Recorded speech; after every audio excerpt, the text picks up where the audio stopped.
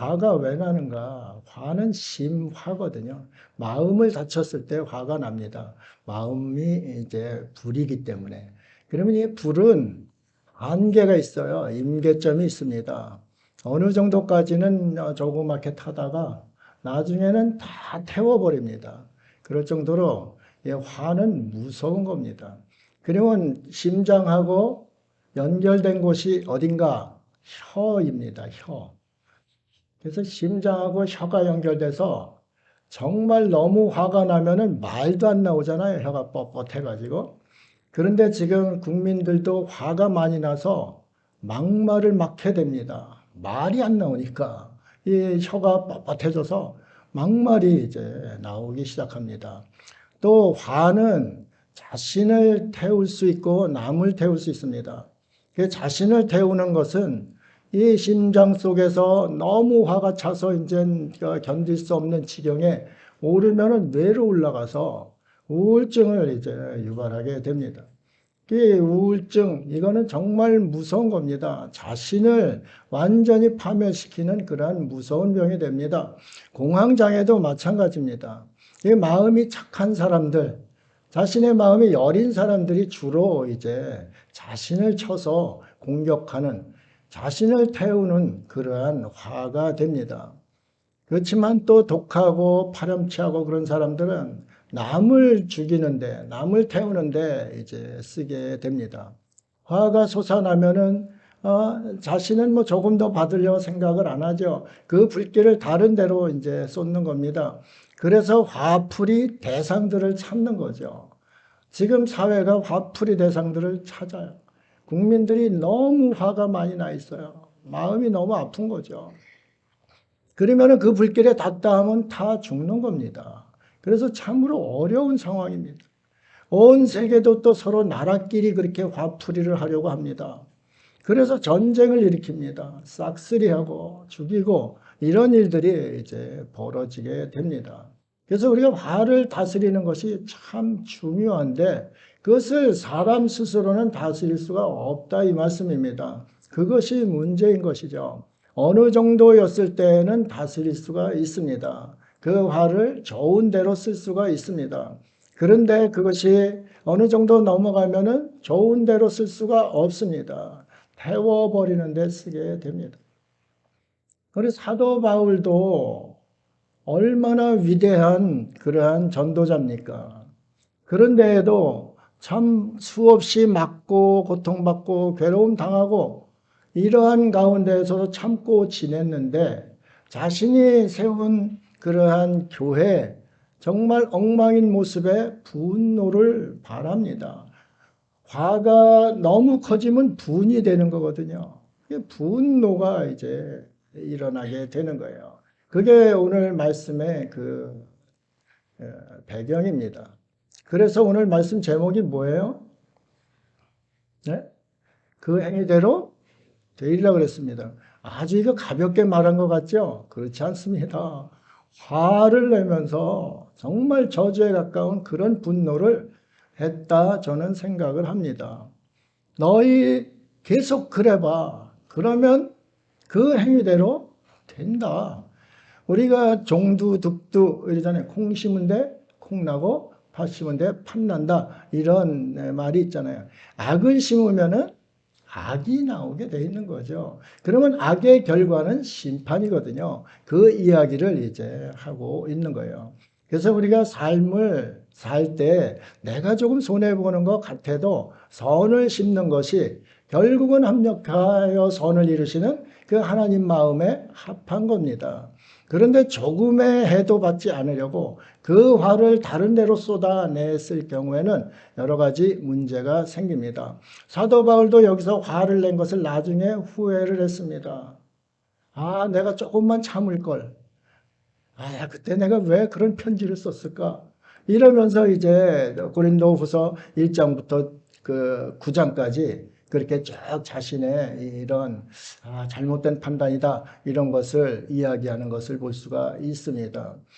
화는 순간적으로 일어납니다. 불은 우리가 예측하지 못할 때 순식간에 일어나서 태워버립니다. 그렇기 때문에 우리는 화를 잘 조절을 해야 합니다. 사도 바울도 이렇게 화를 내서 후회를 했는데 우리도 일상생활 속에서 화를 내서 참 손해보는 것들 참 많이 있습니다. 또 나도 손해보지만 다른 사람에게 또 손해를 입힌 것도 참 많이 있습니다. 그래서 오늘 말씀을 통해서 왜 사도 바울이 이렇게 화를 낼 수밖에 없었는가?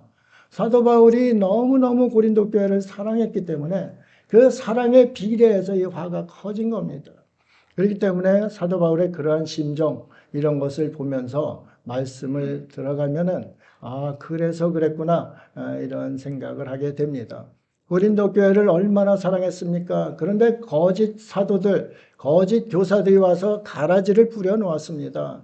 이것은 뭐 담임 목회자로서는 견딜 수가 없는 것이죠. 우리 참 좋은 교회 잘 진리 안에서 성장을 시켰는데 그 에너지를 거짓 사도들이 가라지로서 거짓 교사들이 와서 가라지를 뿌려서 다 무마시켰다, 다 파멸시켰다, 성도로서의 길을 가지 않고 세상으로 다시 돌아가게 했다.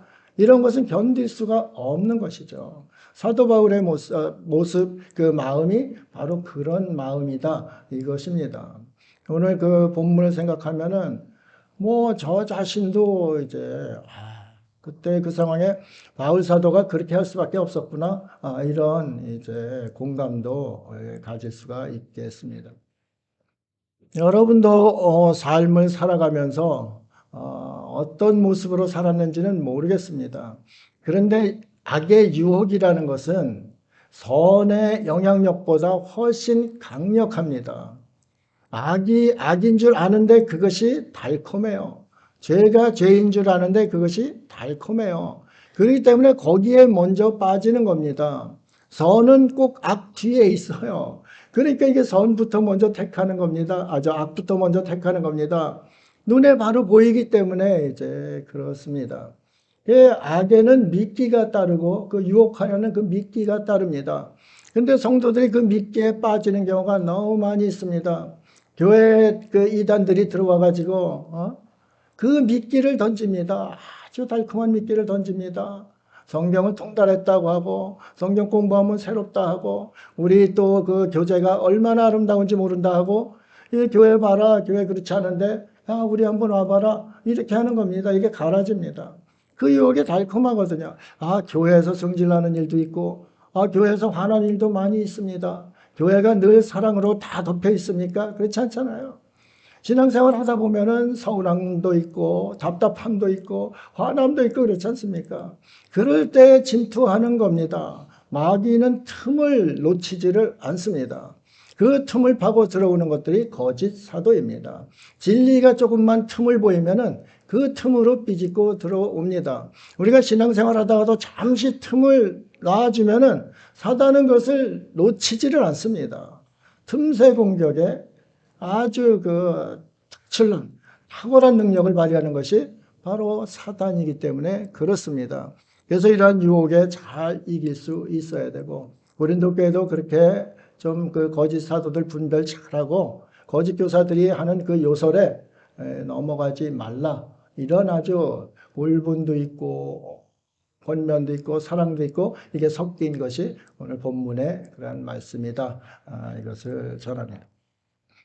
1절, 2절 보면은 사도가 내 진심이 이렇다.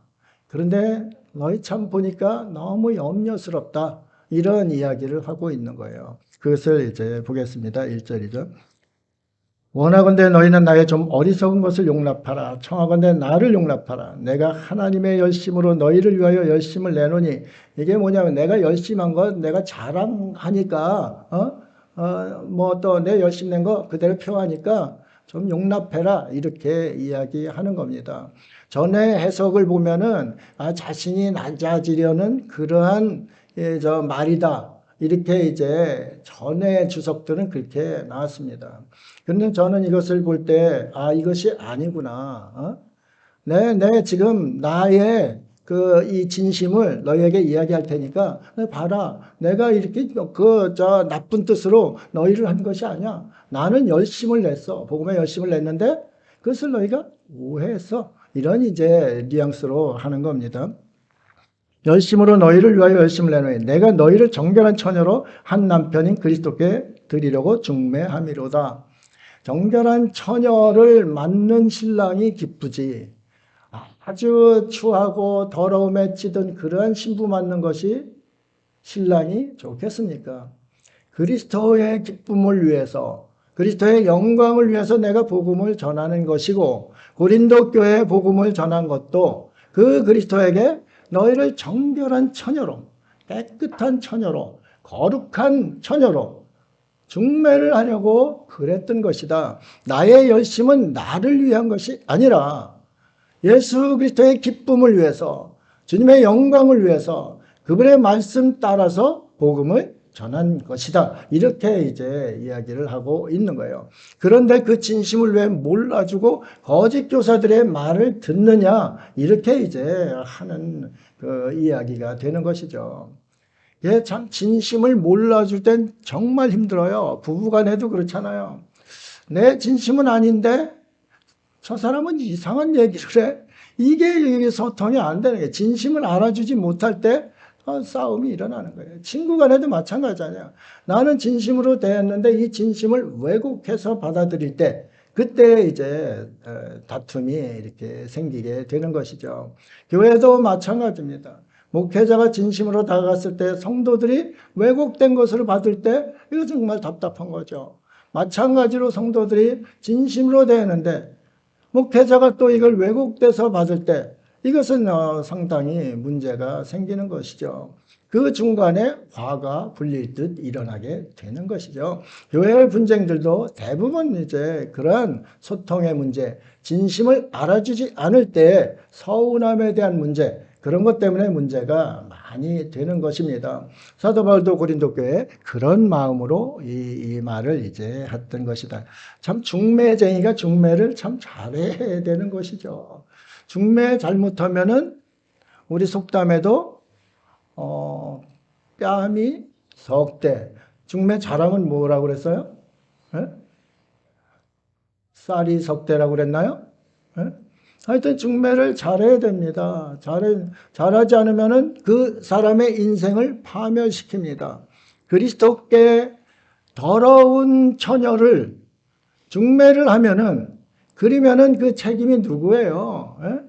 사도 바울, 사도 바울이 이야기했듯이 그 중매한 그 바울의 이제 책임이 되는 것이죠. 저도 마찬가지입니다. 그리스도께 여러분을 중매하는데, 여러분 더러운 여러분을 중매한다. 그리스도를 욕먹이는 것이고, 그리스도를 화나게 하는 것이죠.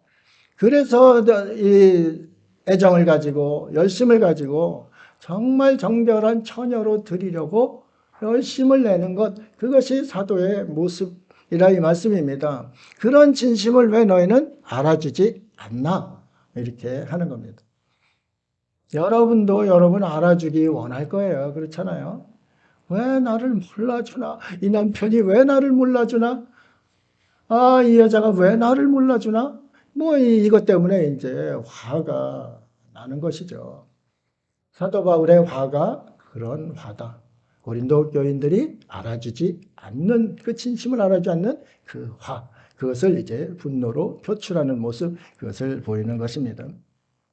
염려는 무엇인가? 3절입니다. 뱀이 그 관계로 하와를 미혹한 것 같이 너희 마음이 그리스도를 향하는 진실함과 깨끗함에서 떠나 부패할까 두려워하노라. 깨끗하고 정결한 처녀가 부패한 처녀로 돼서 내가 중매하는데 망칠 거다. 이러니까 그러면 안 된다.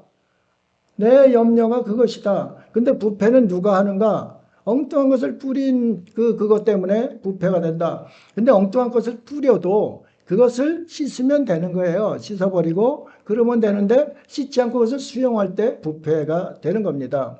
우리 그리스도인은 무엇으로 씻어야 되는가? 더러움과 허물과 여러 가지 죄악이 있잖아요.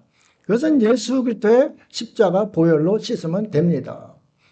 모든 것, 어떠한 더러움, 주홍빛같이 붉은 죄라도 그 십자가의 보혈 앞에는 힘을 쓸 수가 없습니다. 그래서 깨끗이 세마포옷으로 씻어주는 것, 그것이 예수 그리스도의 보혈의 능력입니다.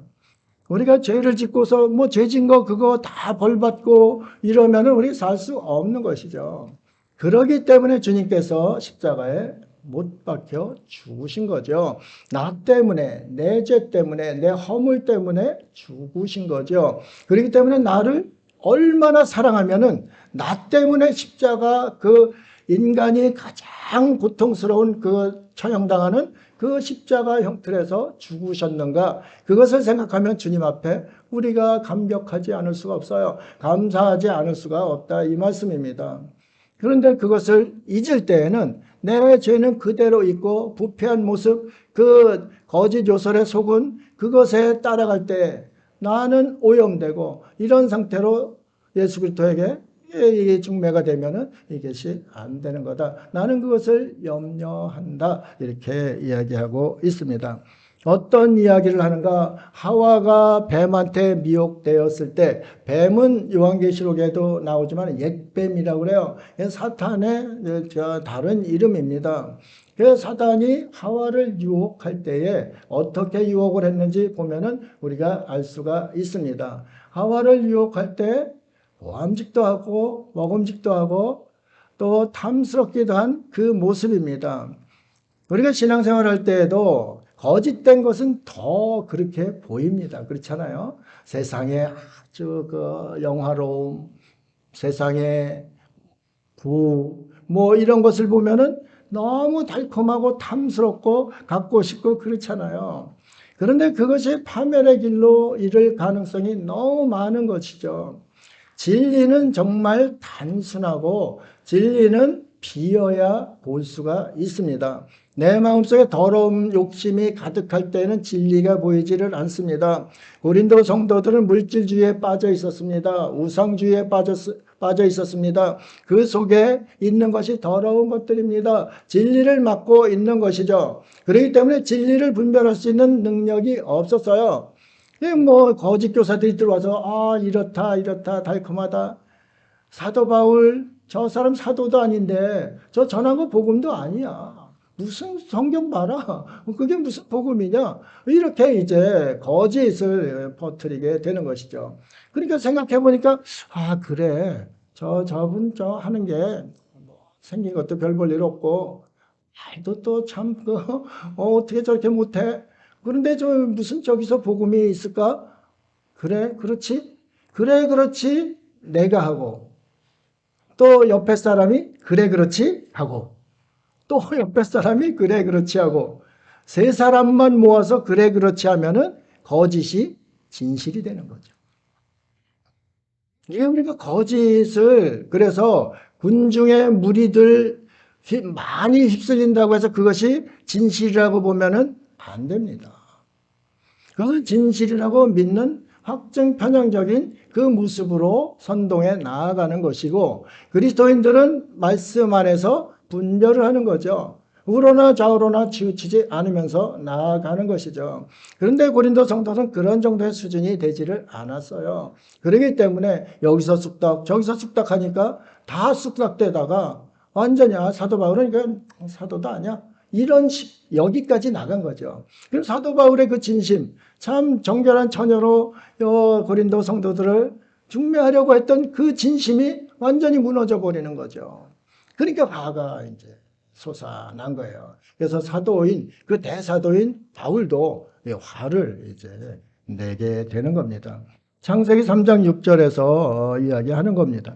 여자가 그 나무를 본즉 먹음직도 하고 보암직도 하고 지혜롭게 할 만큼 탐스럽게도 한 나무인지라 여자가 그 열매를 따먹고 자기와 함께 있는 남편에게도 주매 그도 먹은지라. 죄는 전염성이 있습니다. 그러니까 하와가 먹고서 이거 너무 달콤해. 당신도 먹어봐. 그러니까 하나님 말씀은 뒤쳐놓고 아내의 말 듣고 이렇게 하는 겁니다. 그 안에 이 하와 같은 말 듣고 교회 떠난 남자들 참 많이 있을 거예요. 그렇잖아요. 우리 가서 골프 한번 치면 얼마나 좋은지 몰라. 주일 왜 교회 가서 말도 안 되는 소리 듣고 있어. 우리 가서 즐겁게 한번 그냥 라운딩 하자. 이러면 그게 또 달콤하거든요. 그러니까 그렇게 빠지다 보면 하루 이틀 빠지다 보면은 또 거기 무리들은 또 그런 무리들이에요. 그러니까 이 사람도 그리고 저 사람도 그러고 에이 무슨 복음이야. 뭐 예수가 무슨 구원자야 이렇게까지 나오는 거죠. 그런 거짓이 그들을 지배하게 되는 겁니다. 이것이 부패함에 가는 길이에요. 정결함과 진실함을 버리고 부패함으로 가는 그 모습이다. 그것을 우리가 볼 수가 있습니다. 5절, 6절에 이제 사도 바울에 화나는 게 비난을 두 가지를 합니다. 그 비난이 말도 안 되는 비난이거든요. 그 바울 사도 입장에서는. 그러니까 또 이제 여기에 대한 항변을 이제 합니다. 5절, 6절입니다. 나는 지극히 다른 사도들보다 부족한 것이 조금도 없는 줄로 생각하노라. 그때 저게 베드로야, 무슨 요한이야, 야고보야. 그들은 예수님과 같이 있었는데, 그리고 예수님께 명을 받고 사도로서 명을 받고 나간 사람들인데 사도 바울 쟤는 뭐야? 교회만 박해하고 그러다가 그냥 어서 뭘 봤다고 그러고 그러면서 지금 나선 것인데 저 사도가 아니야. 사도권에 대한 이제 저항이 있었던 겁니다. 그러니까 거기에 대한 반응을 안 할 수가 없는 거죠. 사도 바울은 자신이 사도라는 것을 너무너무 자랑스럽게 여기고 있었죠.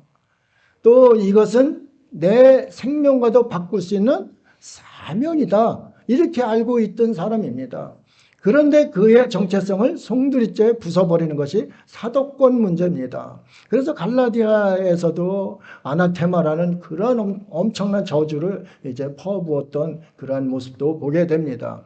가장 아킬레스 건이 사도권 인정을 안 하는 겁니다. 사도 바울인데 사도권을 인정을 안 하는 거죠. 그러니까 그걸 몰라주는 성도들에 대한 분노, 그걸 몰라주는 이 거짓 사도들, 그를 완전히 가라지로 무마시키려는 그러한 사도들에 대한 분노가 일어날 수밖에 없었던 것이죠. 그러한 것을 보면서 말씀을 읽으면은 이해가 되는구나 이렇게 할 수 있는 거죠. 그 다음에 내가 비록 말에는 부족하나 지식에는 그렇지 아니하니. 사도 바울은 편지 엄청 잘 씁니다. 그렇잖아요. 저도 글을 더 잘 써요. 말보다 말은 지금 상당히 제가 늘은 말입니다. 전에는 떼떼떼떼하고 말도 느리고 집사람도 답답해서 말 빨리 하라고 그러고 그랬었어요. 지금은 좀 빨라진 거예요. 사람이 다 이제 차이가 있는 거죠. 또 특성이 있고 그런 거죠. 근데 사도 바울은 성경 13권 정도를 쓸 수 있는 그런 편지 문장 실력을 가지고 있는 사람이에요. 글을 쓸 수 있다. 그럼 뭐가 있어야 돼요? 네? 글을 쓸 수 있는 사람이 뭐가 있어야 돼요? 글을 쓸 수 있는 지식이 있어야 되는 거죠. 나오잖아요. 글을 쓸 수 있는 지식이 있어요. 그래, 지식이 있는 사람은 글을 이제 잘 쓸 수가 있는 거죠. 그래서 사도 바울은 복음에 대한 지식이 충만한 사람, 또 율법에 대한 지식이 충만한 사람이에요. 그렇기 때문에 성경을 쓸 수 있는 거예요. 물론 나중에 성경으로 이렇게 정경으로 인정해서 됐지만은 그 편지를 그렇게 쓴 것이 다 이 성경이 됐잖아요. 사도 바울, 나는 말은 좀 잘해야지 못하지만은 지식에는 졸하지 않다. 지식 난 너희 많은 거 알잖냐. 나 가말리엘 문화에 있던 사람이야. 나 서울대 나온 사람이야. 그 얘기입니다. 우리나라로 치면은 서울대 나왔는데 지식이 없다는 사람 드물잖아요. 저 사람 서울대 나왔는데 지식 없어? 이럴 사람 별로 없잖아요. 자신은 배울 만큼 배우고 너무 많이 안다 이거죠. 그런데 말을 못한다는 거예요. 그때 헬라에는 이 수사학이라고 그래요. 말을 아름답게 하는 학문, 수사학. 그것이 이제 인기를 끌었어요. 저도 말을 잘 못했기 때문에 수사학이라는 수사학은 다 책을 통해서 봤습니다. 그때 그 당시 고전 시대 아리스토텔레스의 수사학 이런 것이 있습니다. 그리고 말을 잘하는 법을 이제 그때는 그것이 최고의 이제 인기를 끌던 때입니다. 그렇기 때문에 아볼로 목사님 같은 경우는 말을 참 수려하게 합니다. 아름답게 합니다. 그래 다른 사람도 말 잘하는 것이 높임을 받는 시대입니다. 그런데 사도 바울은 이게 말은 참 늘 부족해요.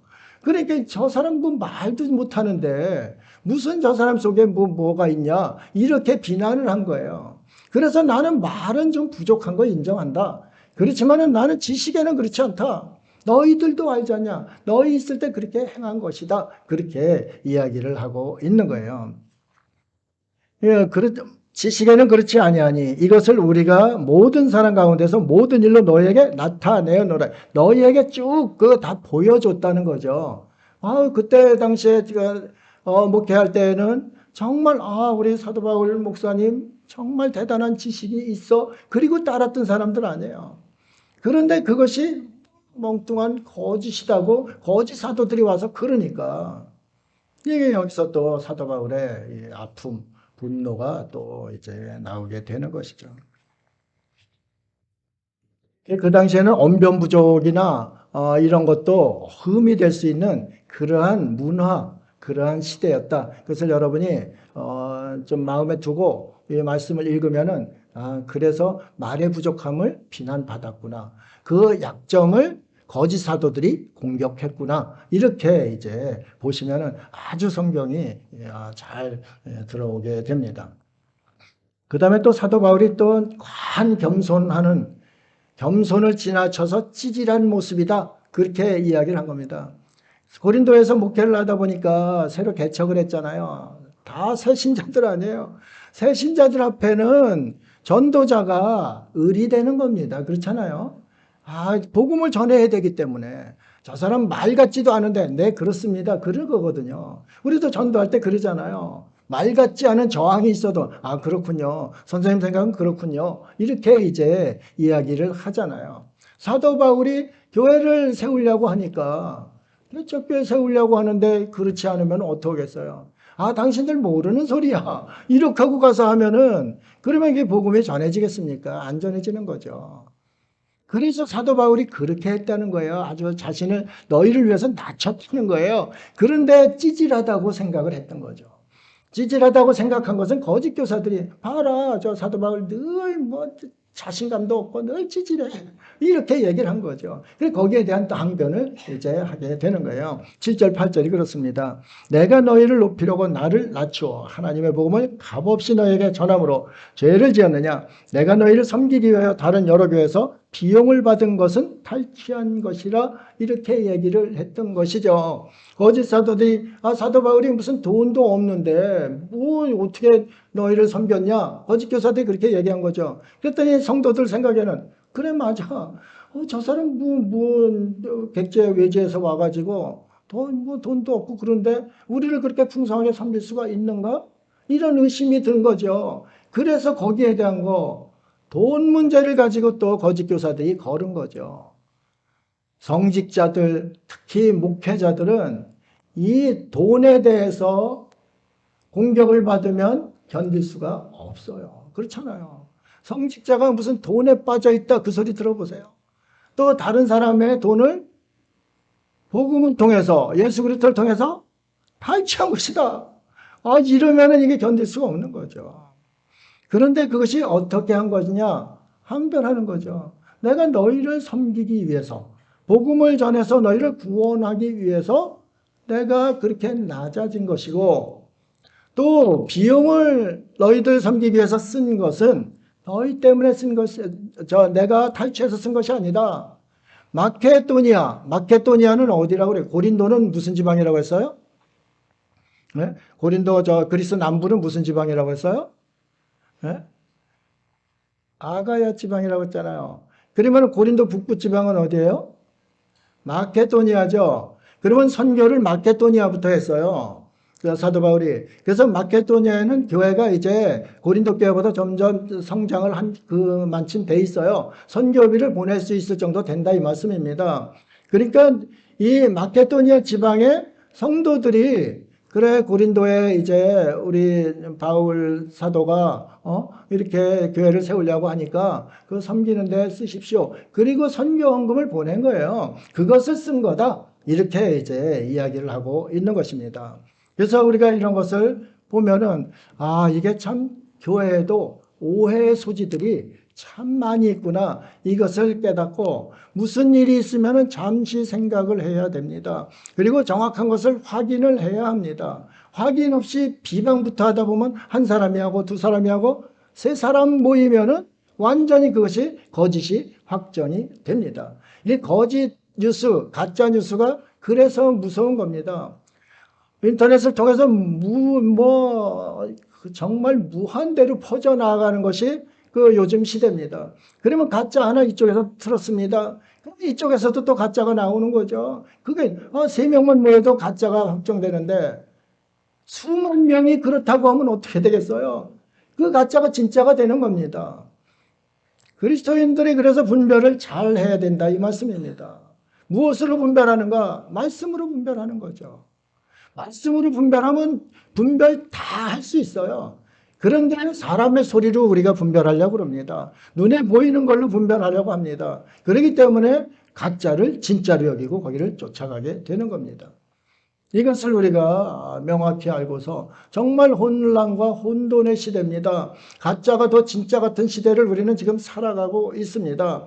거짓이 난무합니다. 거짓은 뭡니까? 사탄의 권력 세력이 이 땅을 지금 지배하기 시작했다 이 말씀입니다. 전쟁의 영들이 일어나고 분노의 영들이 일어나고 억울함의 영들이 일어나고 수없이 일어나는 이러한 시대입니다.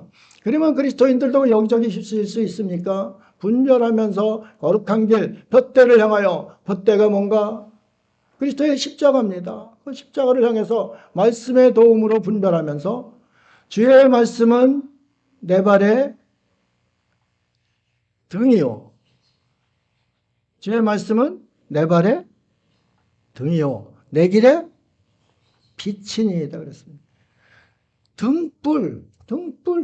등불이 주님의 말씀이라는 거죠. 그거 없이는 이 시대에 살아갈 수가 없습니다. 거짓을 거짓이라고 그러면 나도 모르는 사이에 죄를 짓게 되는 겁니다. 다른 영들 막 하는데 거기 가면 나는 그냥 따라갔을 뿐인데 그래도 그게 죄가 아닙니까? 하나님 앞에 그 죄를 짓는 거예요. 알게 짓는 것도 모르게 짓는 것도 죄를 짓는 거예요. 그래서 하나님께서는 우리에게 뱀같이 지혜롭고 비둘기같이 순결하라고 그랬습니다. 그리스도인이 지혜로우려면 성령의 영을 받아야 됩니다. 성령의 인도함을 받아야 됩니다. 그래야 지혜로울 수가 있습니다. 아무리 자기 지식이나 자기 것을 자랑한다고 해서 그 똑똑한 것이 아닙니다. 성령의 충만한 가운데 성령의 영으로 사는 사람이 똑똑한 사람입니다. 그런데 우리는 착각을 많이 하잖아요. 하나님 저버리고 성령 저버리고 그리고 우리의 꾀를 쫓아서 이렇게 나가는 모습 얼마나 많이 있습니까? 이런 것을 잘 또 말씀을 통해서 우리가 유념을 해야 합니다. 반박을 이제 안 할 수가 없게 되는 것이죠. 9절입니다. 또 내가 너희와 함께 있을 때 비용이 부족하였을 때 아무에게도 누를 끼치지 아니하였으면 마게도냐에서 온 형제들이 나의 부족한 것을 보충하였습니다. 내가 모든 일에 너희에게 폐를 끼치지 않게 하기 위하여 스스로 조심하였고 또 조심하리라. 개척교회 하는데 개척교회 성도들도 참 개척하는 성도들이에요. 다 힘듭니다. 새롭게 신앙생활하는 걸음마하는 사람들이에요. 그 사람들한테 무슨 비용을 내라 뭐해라 해가지고 그 복음을 전할 수가 있겠어요.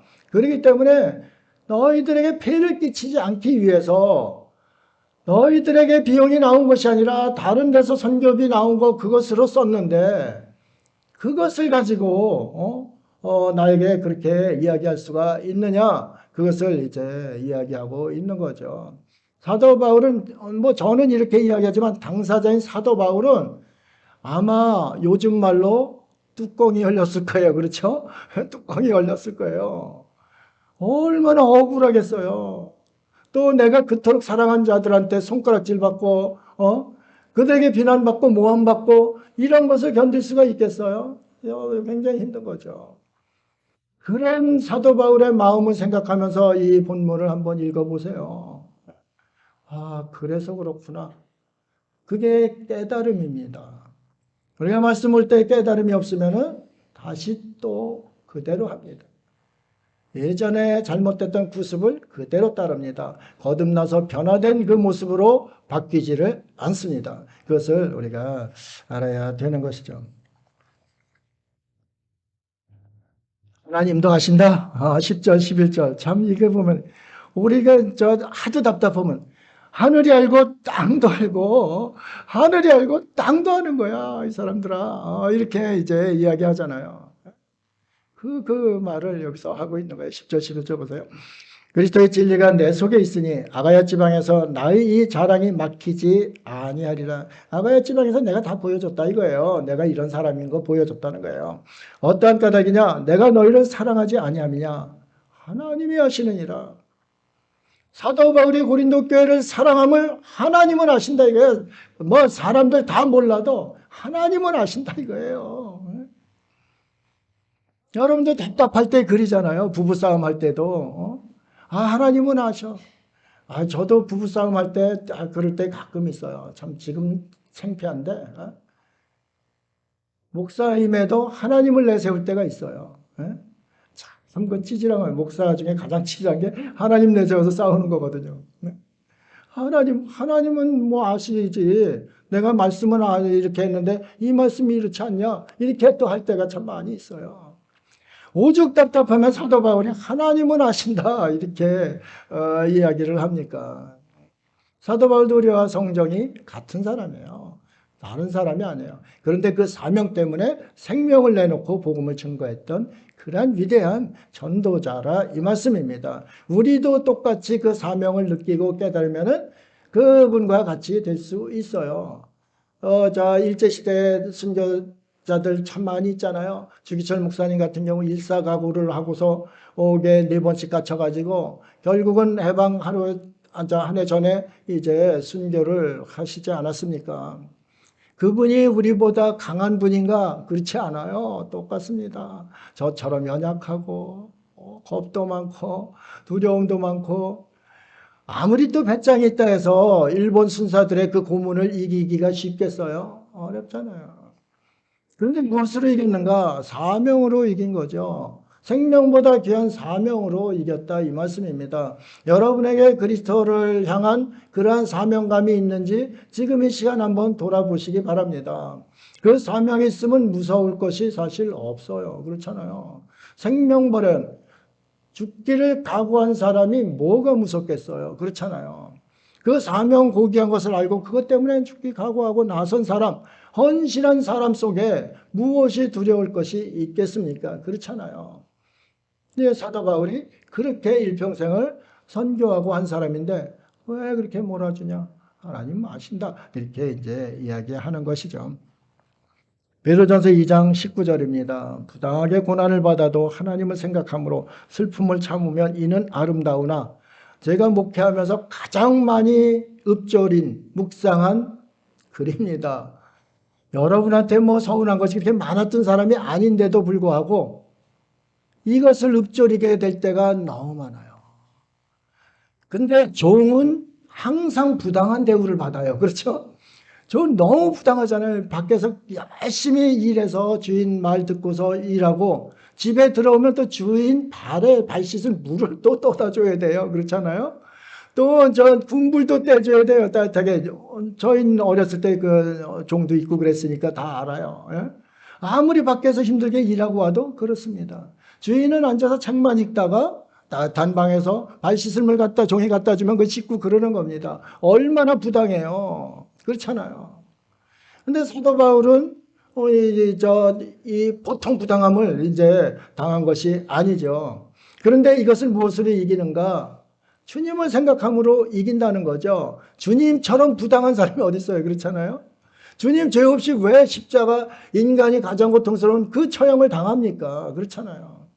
억울함으로 말하면 말도 못한 거예요. 주님께서 누구를 해했습니까? 그렇지 않잖아요. 그런데 사형 선고, 형 선고를 받고서 죽으셨다 이 말씀입니다. 부당하게 고난받아도 그 주님을 생각하면 그 고통을 참을 수 있고 그 참는 것이 아름답다고 성경은 말씀하고 있는 것이죠.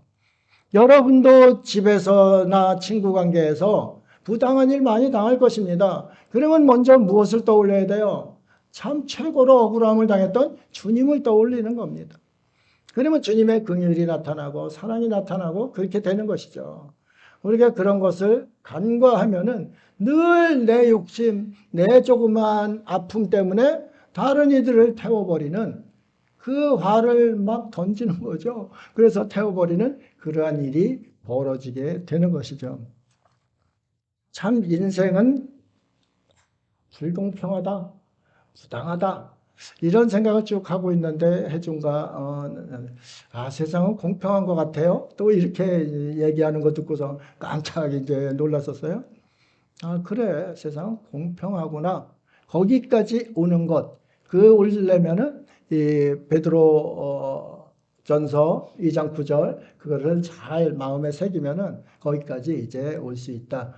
이런 생각을 합니다. 이제 마지막으로 경고를 합니다. 12, 13절.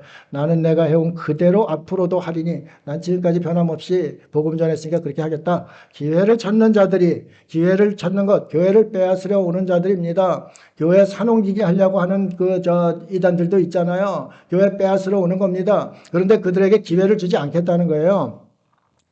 그 자랑하는 일로 우리와 같이 인정받으려는 그 기회를 끊으려 합니다. 그런 사람들은 거짓 사도요 속이는 일꾼이니 자기를 그리스도의 사도로 가장하는 자들이니라. 그리스도의 사도뿐만 아니라 자신이 예수님이라고 나서는 사람들도 많이 있습니다.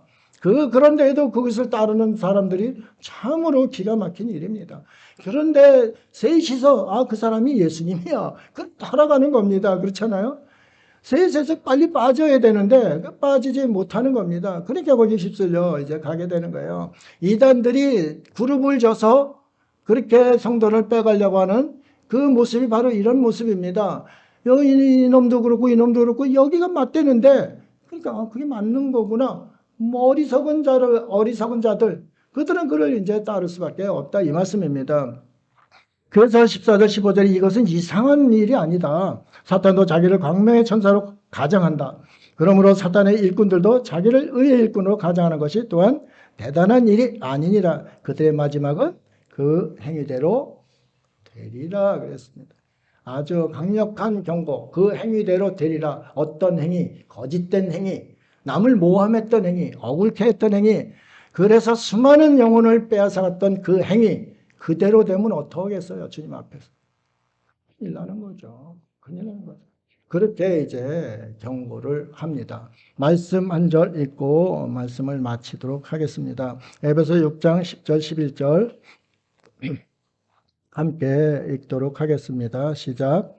끝으로 너희가 주 안에서와 그 힘의 능력으로 강건하여지고 마귀의 관계를 능히 대적하기 위하여 하나님의 전신갑주를 입으라. 아멘. 기도하겠습니다.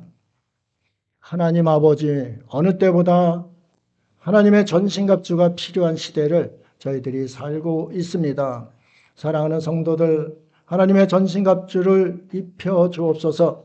그리하여 마귀의 어떠한 계계도 물리치고 어떠한 달콤한 유혹도 저버리는, 그래서 오로지 거룩한 길, 진리의 길을 가며 그의 심령들이 부패함에 이르지 않도록 주님 보호하여 주옵소서.